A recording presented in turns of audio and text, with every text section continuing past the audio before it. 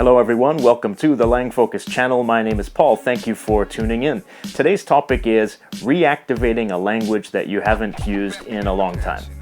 A lot of polyglots and a lot of language enthusiasts, they'll say things like, I speak 15 languages, or I speak 20 languages, or you might hear 30 or 40 or crazy numbers like that. And that can be really intimidating because most of us think, I could never learn that many languages. I'm just a normal person. I don't have that much talent. But what most of those people are saying is that they have learned that many languages well during their lifetime. They usually can't switch between all of those languages whenever they want without taking some time to reactivate the language and kind of get back into it.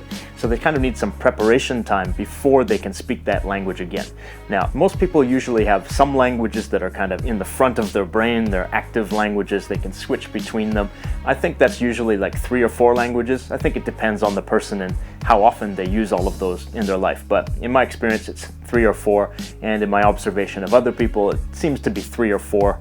The other languages aside from that kind of recede into the background and they become dormant. And in order to use those languages, you have to reactivate them, get back into them. So if somebody said to me right now, okay, you're going to Israel tomorrow, you have to be able to speak Hebrew tomorrow, I would kind of panic because I haven't spoken Hebrew in about 12 years. So it would take me a few days, it would take me a week, it would take me a couple weeks to get back into Hebrew to the point where I was confident speaking it. Even though I would say that 12 years ago I was conversationally fluent in Hebrew and I could read it pretty well too, I would still need some time to refresh my language skills and get back into things because it's receded into the background for sure. So how do you reactivate a language like that that's become dormant? Well, you basically need to just dive right back into it and see where your weaknesses lie, see what you can do and see what you can't do. And the best way to do that is by interacting with someone and using the language communicatively.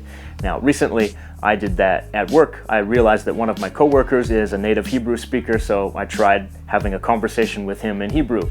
And I could do it, kind of, but I realized that a lot of things had slipped my mind and I wasn't nearly at the level that I was 12 years ago, which is to be expected. I wasn't surprised. I was actually surprised by how well I could speak Hebrew at this point after 12 years of dormancy, but that experience was important because it showed me, okay, these are the things I'm forgetting. These are the things that are not such a problem. The things that are usually the first to slip and go away when the language becomes dormant is the vocabulary. Vocabulary goes away really quickly, and sometimes it's even really basic vocabulary. You know, things like apple, things like car, words like sleep, you know, stuff like that often will just disappear from your memory. And it's in there passively, usually.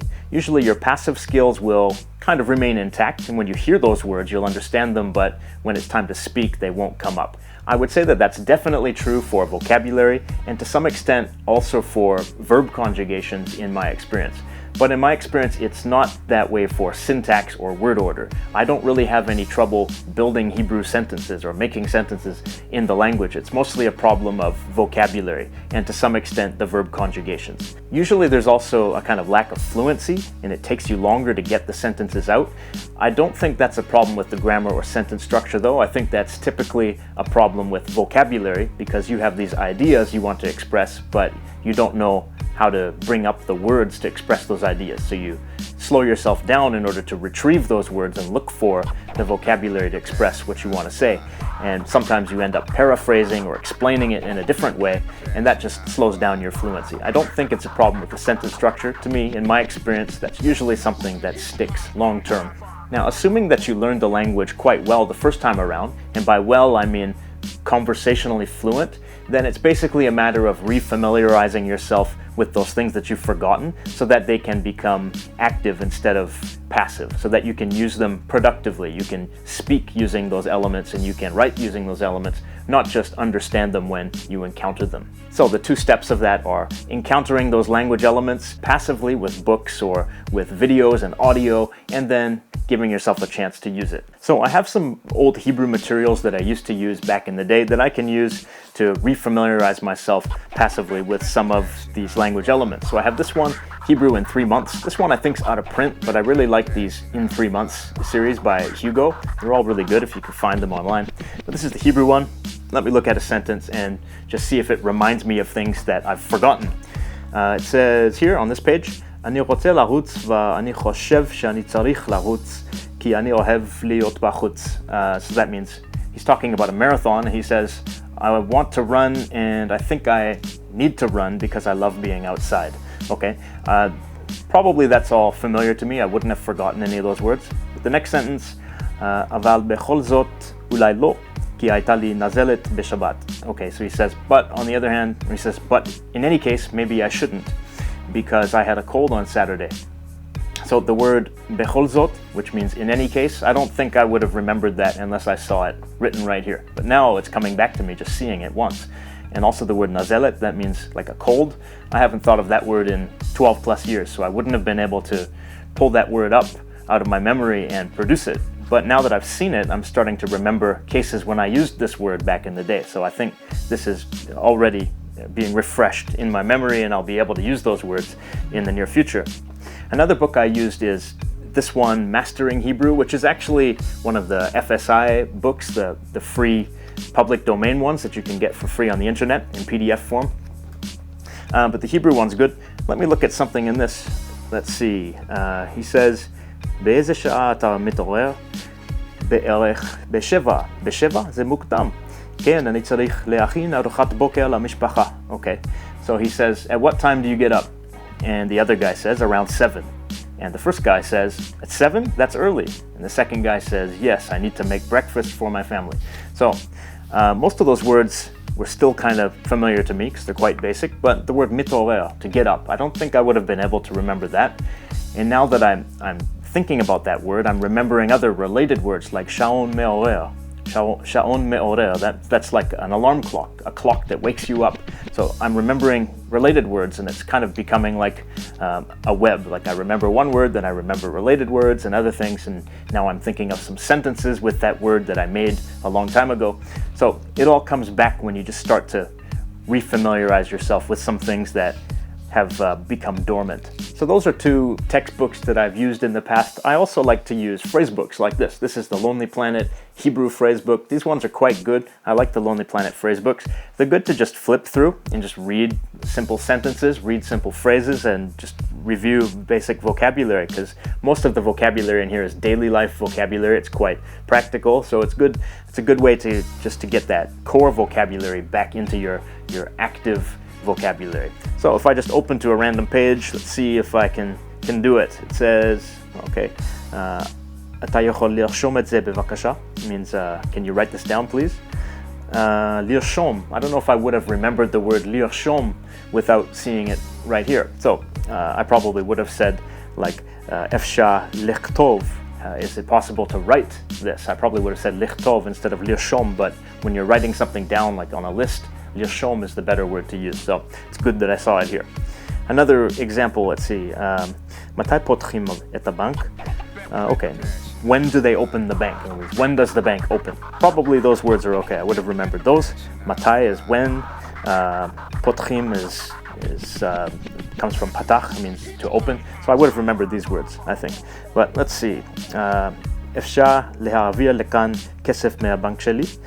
Can I transfer money here from my bank? So that one, I think I would have remembered most of those words except להעביר, which is to transfer. But now that I've seen it, I'm remembering a speech that I saw by Benjamin Netanyahu on TV like 12 years ago, where he said something like, כי רק בדרך הזאת נוכל להגשים את החלום של הציונות, להעביר לכאן את רוב רובו של העם היהודי. It means like, this is his Zionist philosophy. He said, only by bringing all the vast majority of Jews to Israel can we fulfill the dream of Zionism. So he was saying, bring, he said, lehavia, means to transfer them here.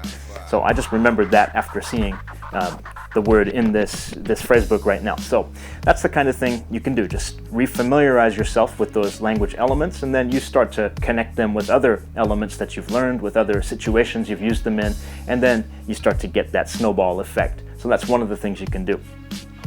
Also, in recent months with Hebrew, I've been watching some YouTube videos in Hebrew.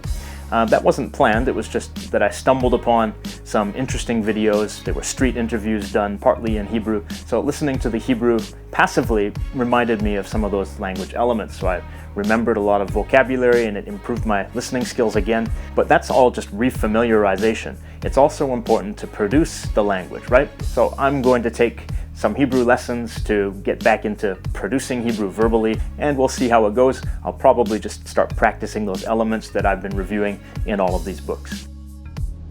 את רצית להמשיך לגור בישראל, או רצית לחזור לאוקראינה? אני רוצה לטייל בישראל עוד פעם, אבל עכשיו אני שמח לגור ביפן.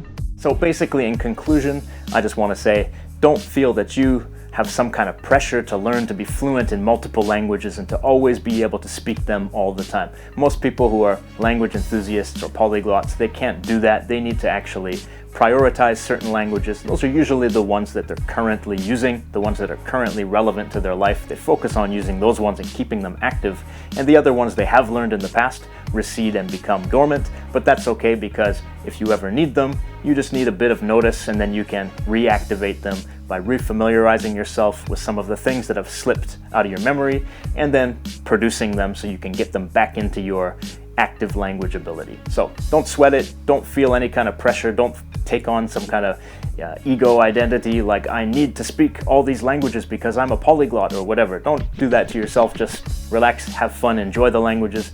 Know that they will always be there, especially if you've learned the language quite well, then it will always be there. You just need to reactivate it. So don't even worry about it. All right, this is Paul. Thank you for watching. Have a good night.